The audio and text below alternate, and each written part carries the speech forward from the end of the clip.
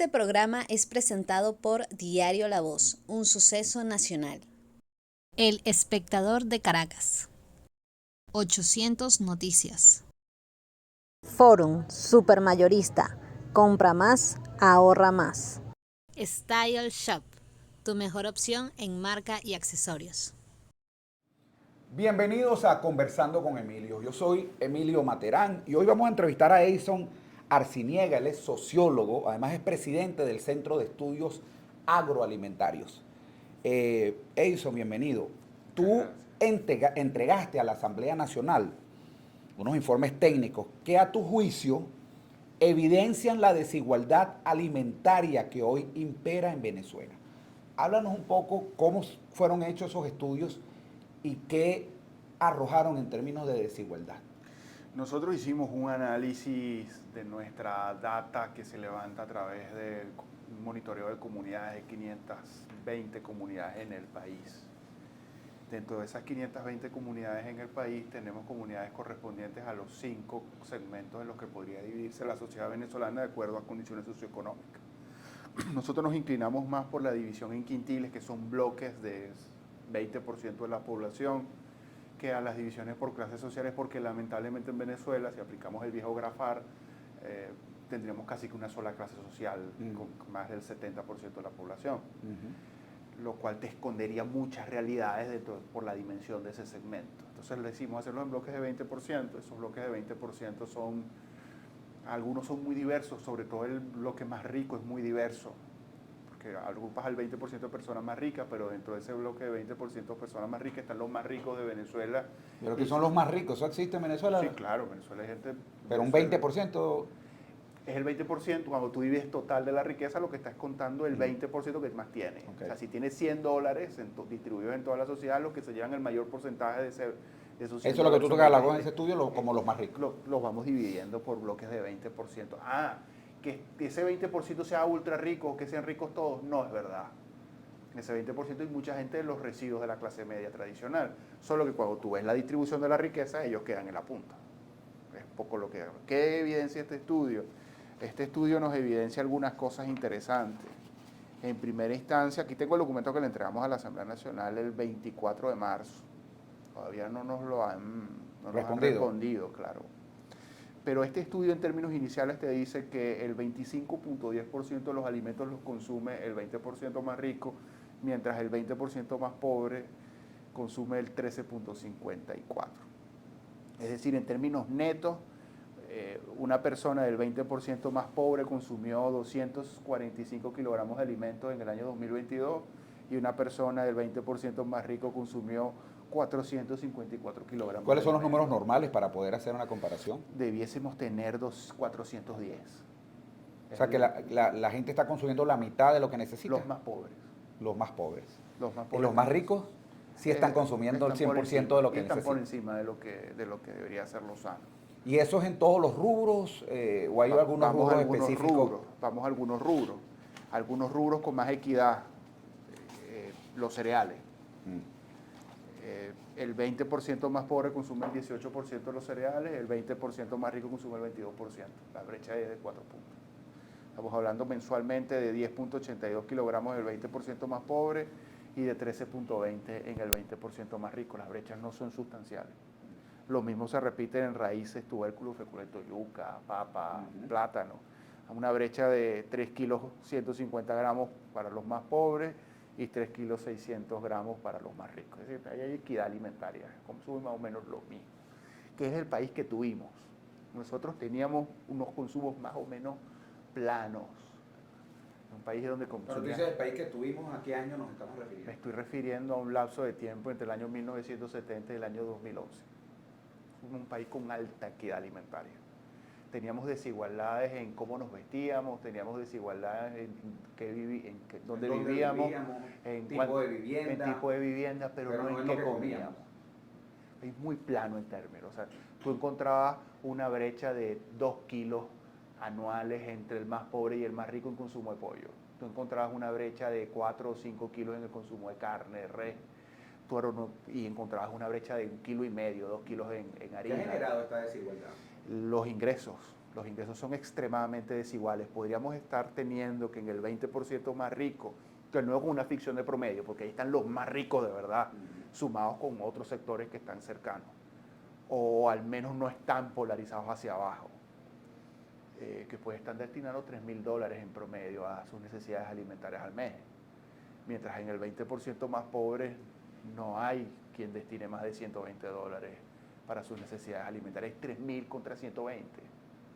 Esa brecha de varios miles de dólares en gasto alimentario y en gasto del hogar te explica mucho de estos datos, pero ahora cuando lo llevamos a algunos rubros, vemos la desigualdad en sus características más extremas. En el caso de frutas, el 20% más pobre consumía el 12.59%, que eso son 1,410 gramos, y el 20% más rico te consumía el 37.12 para 4,15 kilos, es decir, 1,400 gramos contra 4,150 kilos. La desigualdad no se puede ver más extrema. Claro. Pero a su vez aquí podemos ver el dato del siguiente, del quintil 4, que son los 20%, el 20% que sigue a los más ricos, consumía apenas 2,10 gramos contra 4,15 kilos, es decir, el consumo de fruta se concentra sustancialmente, está cercano al 40% en los más ricos. En el caso de la carne de pollo, el 38% se los consumen los más ricos.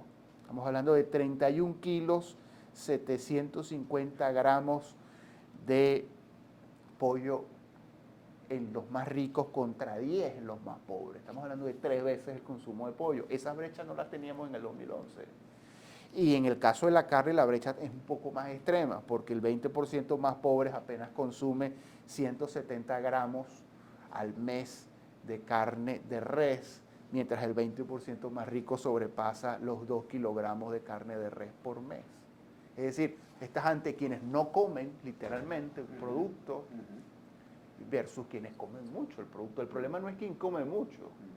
El tema de los datos de la desigualdad no es que estemos queriendo atizar la batalla de pobres contra ricos, no, sino hacer ver cómo estamos distribuyendo en extremo desigualmente el acceso a los alimentos y cómo quienes están en la parte más baja de esa distribución están teniendo una alimentación que no es sana, están teniendo una alimentación que condiciona su desarrollo psicosocial, están teniendo una alimentación que condiciona sus niveles de salud. Efectos en la formación esto tiene unos efectos venezolanos, de la mayoría de los venezolanos. En la mayoría de los y no es unos efectos futuros. No es algo que vamos a ver a corto plazo. Es un efecto que estamos viendo ya. Un trabajador promedio... No solamente mentalmente, no físicamente. Y es lo que te quería decir. De de salud. De musculatura, de salud, desarrollo. Correcto. De nuestros futuros deportistas. Pero son los trabajadores de hoy. Oye, ese trabajador que está en torno a los menores ingresos es un trabajador subalimentado y mal alimentado. Esa mala alimentación se nos traduce en primera instancia en que ese trabajador, el de hoy, rinde menos, porque menos productivo. Él puede haber tenido una corteza cerebral que se formó bien, porque él creció cuando Venezuela era un país normal.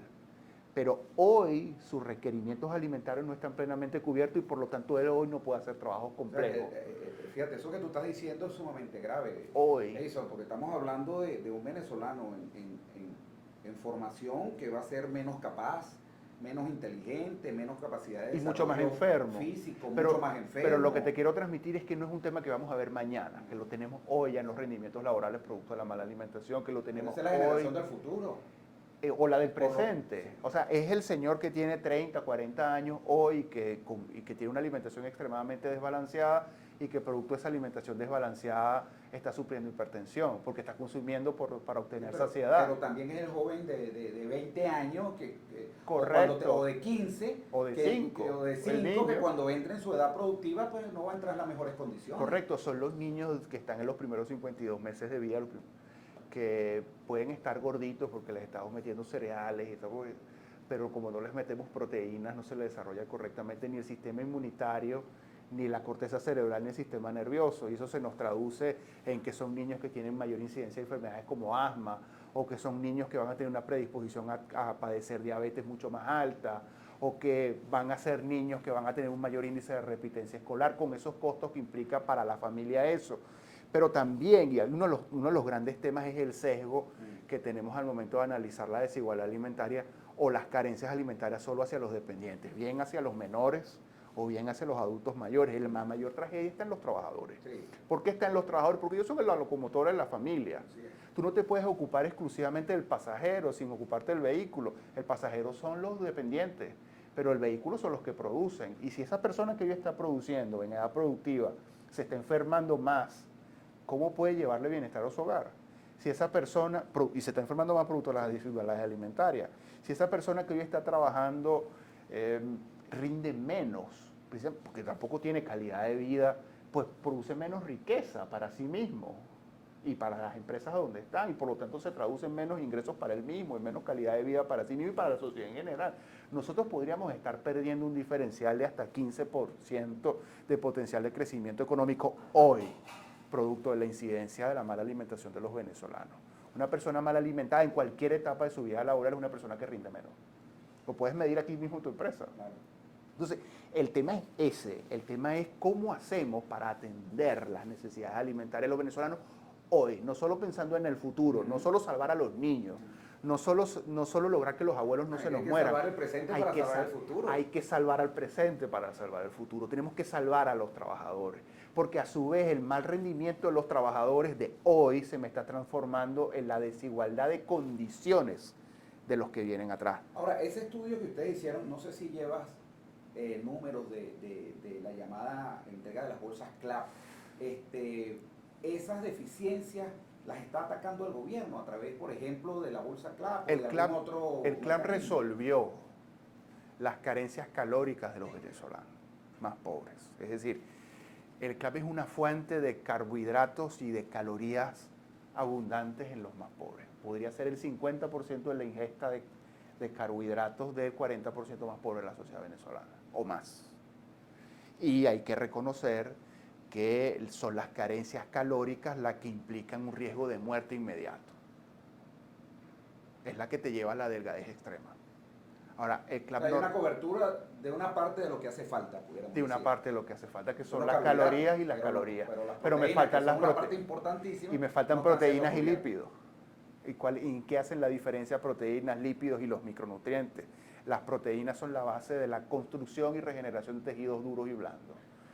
No hay desarrollo del sistema nervioso sin proteína, no hay recuperación de un tendón si sufres un esguince sin proteína, no hay desarrollo muscular sin proteína, no hay glóbulos blancos sin proteína. Es decir, no hay integralidad de la salud sin proteínas. ¿Tienen ustedes algún... La estimación de proteínas en el Centro de Estudios Agroalimentarios, algún programa de concientización de esta situación? Más allá de la incidencia pública. Para la misma población venezolana y para el gobierno, porque alguien se está haciendo el loco con esto. No, nosotros lo carecemos hoy, pero tratamos de hacer incidencia pública, sobre todo dando a conocer los datos de que disponemos a partir de nuestras investigaciones.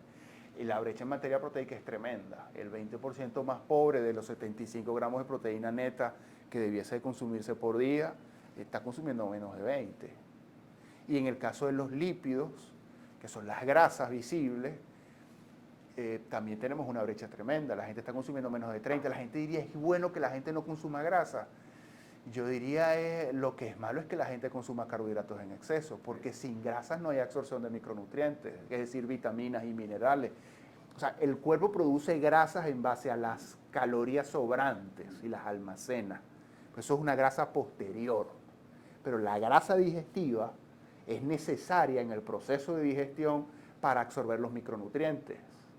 Es decir, si tú tienes una dieta baja en grasas digestivas, es decir, grasas consumidas, no grasas producidas por el cuerpo, así tengas hierro en la comida que te vas comiendo, no lo absorbes suficientemente.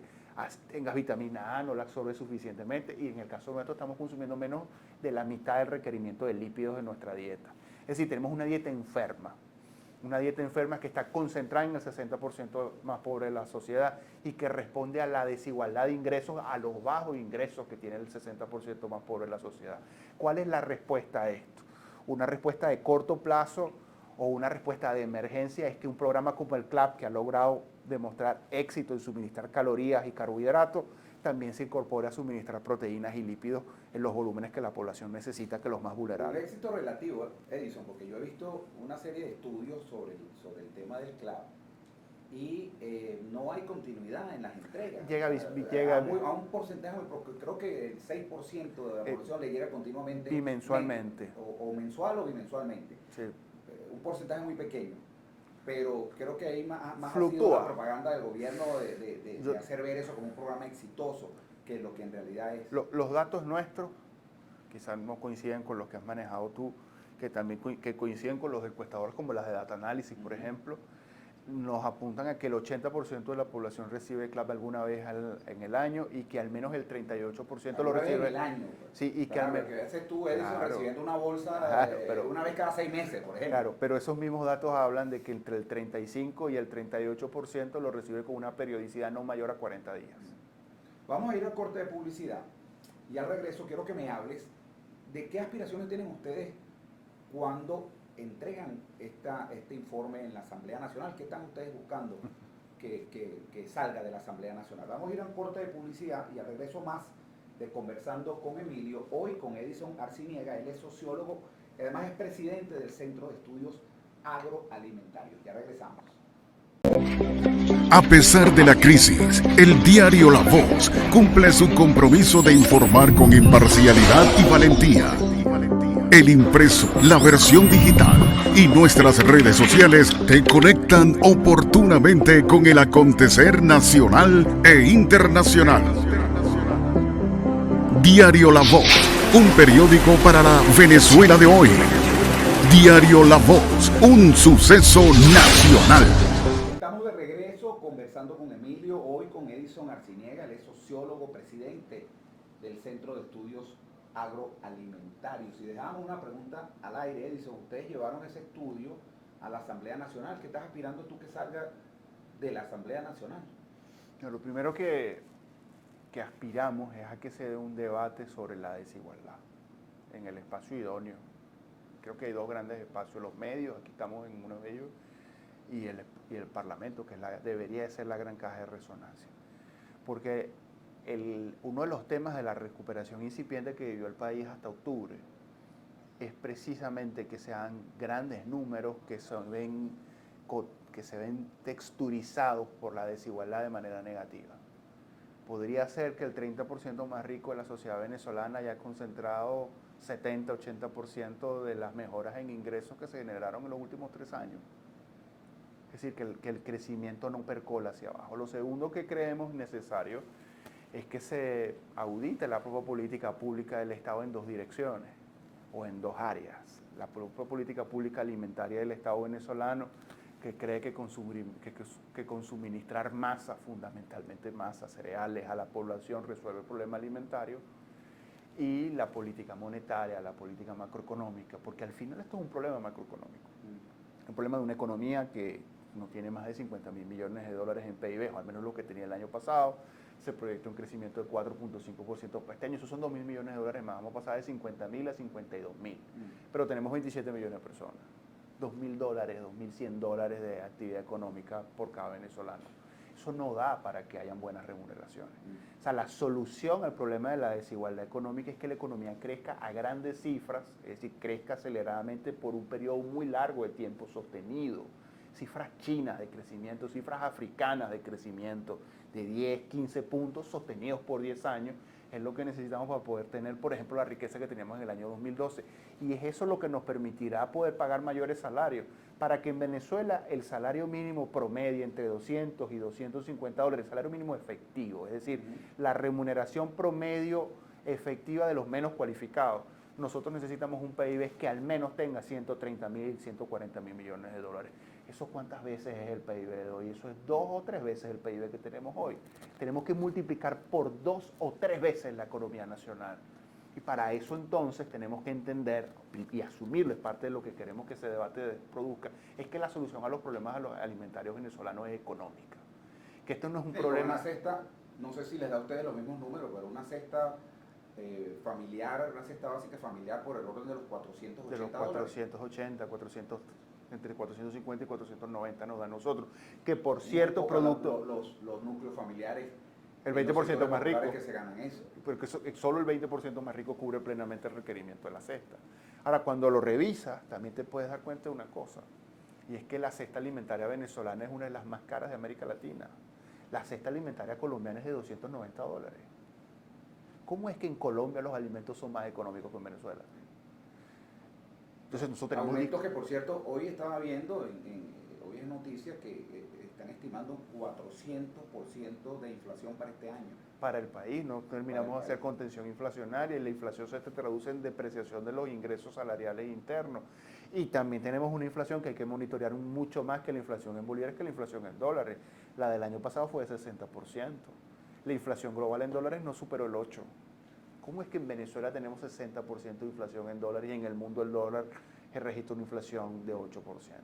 ¿Cómo es que los alimentos en un país como este, donde le pagas menos a los trabajadores, donde casi no pagas servicios en los sectores productivos, donde tienes una carga fiscal inefectiva, donde los agricultores no le cobran impuestos, donde la industria casi no paga impuestos, los costos de los alimentos en Venezuela son más altos que en el país vecino?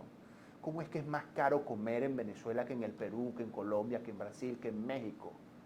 ¿Cómo se entiende esto? Esto nos debería de llevar a una de las áreas claves aquí, que es transparentar las cadenas de valor alimentarias en Venezuela, que también debe llevarnos a revisar cómo hacemos para converger con las estructuras de costos regionales, porque si logramos bajar el costo de la canasta básica, el costo de la canasta alimentaria, elevaríamos el número de personas que puede comer bien. Ahora fíjate, esto es un tema como lo hemos dicho a lo largo Un huevo en Venezuela, para que tengas este dato, un huevo en Venezuela es 30% más caro que un huevo en Colombia. Un kilo de carne en Venezuela hoy tiene los mismos costos de un kilo de carne en México. ¿Tenemos las mismas estructuras de costos? Yo no lo sé. Entonces, el tema aquí que tenemos que empezar a revisar de por qué tenemos los precios. Tenemos que lograr crecer más, pero también tenemos que lograr que lo que le transferimos a los consumidores responda más racionalmente a la realidad. Te iba a preguntar, como hemos dicho a lo largo del programa, que es un tema gravísimo, que es un tema que está afectando el presente y el futuro de la población venezolana, de la gran mayoría de la población venezolana. ¿Quién está hablando de esto? Porque yo no oigo al gobierno hablando de esto y no sé si en sectores de oposición, a propósito de que hay unas primarias, de que hay un grupo de venezolanos que quieren un cambio y vamos hacia unas elecciones presidenciales. Hay alguien en la oposición que el programa era para hablar de, o es para hablar de temas alimentarios, no puedo dejar de pensar en el tema político. Es que la solución es obviamente política. la solución es política. La solución es política porque hay que decir con claridad que no vamos a tener crecimiento acelerado si el mundo no nos ayuda. Para reanimar la economía venezolana necesita esto que le hacen a las personas que sufren un paro cardíaco, darle una inyección de energía. Nosotros necesitamos donaciones globales, necesitamos créditos, refinanciar deuda para poder crecer. Y eso no va a suceder aunque el gobierno actual haga todas las reformas económicas que pueda hacer, porque no hay confianza en ello. El mundo, el gran problema del chavismo es que quien lo conoce no le cree. Y eso en economía es letal. Si yo no te creo en economía, no hago negocios contigo, no llego a tratos contigo. Y aquí tenemos todo un tema con el gobierno que es zigzagueante en su política pública de construcción de confianza. Por un lado tiene una parte del Ejecutivo al Estado tratando de crear seguridad jurídica y por otro lado tiene gente del partido de gobierno promoviendo invasiones y atentados contra la seguridad jurídica. Sobre la oposición es escaso que lo haga. Hay algunas opciones que creo que están trabajando en eso. Yo creo que uno de los temas es tratar de que exista una opción opositora que sea capaz de hablarle con claridad al país, números en manos, con propuestas concretas, sin demagogia, y le diga a los venezolanos cómo vamos a hacer para triplicar el PIB. Porque si triplicamos el PIB ganamos mejor todos. ¿Cómo vamos a hacer para que la economía crezca aceleradamente en forma sostenida? ¿Cómo vamos a hacer para crear confianza inversionista? Aquí tenemos 3 capitales faltantes. Tenemos una gran carencia de un capital llamado confianza. ¿Y qué es confianza en términos económicos? Es la certeza de 2 cosas. La primera, de que la no incidencia de comportamientos oportunistas. Y la segunda, que en el caso de que incidan, tienes un sistema judicial que castigue esos comportamientos de forma predecible. Eso no lo tenemos en Venezuela. En Venezuela el dinero no está seguro. Ni siquiera quien tiene contactos está seguro con sus capitales en Venezuela. El segundo capital faltante es un capital llamado cohesión social. Tienes una sociedad partida en pedacitos que no tiene visiones comunes. Sí. Es que si no tenemos un plato de comida común, ¿cómo podemos tener una visión compartida? Y lo tercero es que producto de los 2 temas anteriores, tenemos un déficit de civismo. Las personas están tratando de sobrevivir solas, aún en contra de los demás, y civismo es la capacidad de posponer las demandas personales en pro del bienestar colectivo, en pro de lo que vamos a lograr entre todos. Los venezolanos no estamos pensando entre todos, estamos pensando excesivamente individualmente, y eso nos impide construir entre todos. Y este tema de la desigualdad es un tema de Venezuela, es un tema exclusivo de Venezuela, es un tema de la región. La desigualdad económica es un tema común en América Latina. Esta es la región más desigual. La desigualdad alimentaria no tanto. Colombia es un país muy equitativo en términos alimentarios, muy desigual en términos económicos. ¿Y qué hace la diferencia entre que una y la otra? Que un plato de comida común, equilibrado, garantiza potencialidades de desarrollo para los más vulnerables. Que los más vulnerables consuman la proteína que necesitan, consuman los lípidos que necesitan, consuman la energía que necesitan, implica que pueden aprender, desarrollarse, enfermarse menos. ¿Tú sabes qué empobrece una familia pobre? Mucho. Enfermarse. Porque es quien menos tiene para gastar. Estamos hablando de familias que, una familia que se enferme a alguien puede terminar vendiendo la bombona en la casa para poder pagar el tratamiento. No, y hay dolencias como la atención. Son muy costosas. No solamente son costosas, son permanentes. Y a lo mejor tú te son das una enfermedad, y son las consecuencias. Te agarra un COVID y tú no vas a tener COVID de manera permanente, lo tendrás una semana, un mes, depende. Y son dolencias de trasfondo Porque son alimentario. diferentes formas que afecta a diferentes personas. Son dolencias de trasfondo alimentario, todas esas que estás citando. Pero por lo menos el tema de la tensión arterial, Entonces, quienes sufrimos de eso por el resto de la vida. Es una pastilla para el resto de tu vida. Exacto. Entonces, ¿cómo la vas a comprar con $5 al mes de sueldo mínimo? Correcto. Y que si estás mal alimentado se te agudiza más. Entonces, o la pastilla, o te mueres, o la carne, o un cartón de huevo, que es lo que te cuesta ahorita $4 o $5. Tenemos que sacar a la gente de ese desiderato. Tenemos que lograr al menos equidad alimentaria. Que al menos todos podamos comer más o menos bien. Y comer más o menos bien es más o menos lo mismo si eres muy pobre o si eres muy rico. Entonces necesitamos atender eso, y eso requiere nueva gente. Y eso requiere gente que sea capaz de unir el país. Eso requiere gente que sea capaz de desarrollar un plan de desarrollo con cualidades de planificación indicativa, que es decir, con todos los sectores vamos a construir metas y trabajar todos. Eso no es posible con quienes están, entre otras cosas porque ellos mismos no se ponen de acuerdo. Mucho se hablaba de que la oposición no se pone de acuerdo. Ahorita quienes tienen un grave problema que conocemos ahora en términos públicos son ellos. Tienen graves disensos que no pueden ocultar y que han empezado a exteriorizarse. Entonces, ¿qué se necesita? Bueno, necesitas una opción que no signifique ni la vuelta al pasado, porque el país no quiere volver a lo que tenía. Hay gente que dice que la cuarta fue mejor. Claro, cuando estás en el infierno, el purgatorio se ve bonito, claro, pero era el purgatorio. Lo que estamos viviendo en este momento. Entonces la gente no quiere volver al purgatorio. Estamos en el infierno, pero no queremos que el futuro sea el purgatorio. Y por supuesto que no queremos seguir en la situación actual. Tú necesitas ni la vuelta al pasado ni más de lo mismo. ¿Y qué es no ser más de lo mismo? No ser más de lo mismo hoy en Venezuela es ser alguien productivo, ser capaz de demostrar que eres capaz de generar riqueza. No ser más de lo mismo es no ser demagogo, es decir la verdad. Este es un país donde hacer política se ha convertido en un ejercicio de impostura sostenido. No ser más de lo mismo en este país implica ser capaz de unir y no de dividir. No ser más de lo mismo implica priorizar la economía por encima de la retórica. No ser más de lo mismo implica ser capaz. Suena muy simple, ser capaz, pero lamentablemente nuestra clase política, la de un lado y la del otro, es de las más incapaces que hemos tenido. Unos quebraron un país petrolero, una cosa casi imposible.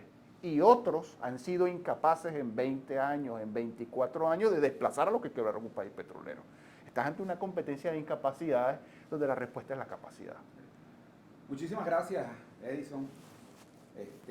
Gracias a ti. Y a las personas que se conectaron tardíamente, les recuerdo que ustedes colocan en YouTube Conversando con Emilio, entrevista a Edison Arciniega, y ahí encontrarán esta y todas las entrevistas que se han hecho hasta este momento. Así que será hasta una nueva oportunidad que estaremos conversando con Emilio. Chao, chao. Este programa fue presentado por Diario La Voz, un suceso nacional. El Espectador de Caracas. 800 Noticias. Forum Supermayorista. Compra más, ahorra más. Style Shop. tu mejor opción en marca y accesorios.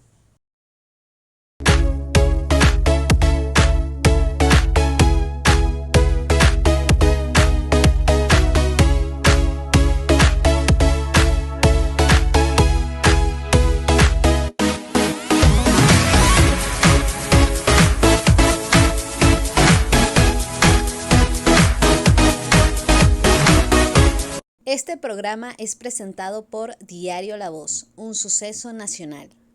El Espectador de Caracas. 800 Noticias. Style Shop, tu mejor opción en marca y accesorios.